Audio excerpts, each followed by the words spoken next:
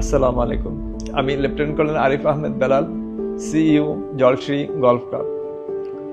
আমার গলব্লাডারে একটু সমস্যা ছিল, যে এটার অপারেশন করানোর জন্য আমি সিদ্ধান্ত নিয়েছিলাম।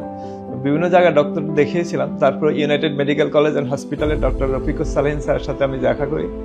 স্যারের ব্যবহার, স্যারের প্রফেশনালিজম অত্যন্ত উঁচুমানের, এবং স্যারের সাথে কথা বলে আমার রোগ অনেক ভালো হয়ে গেছে।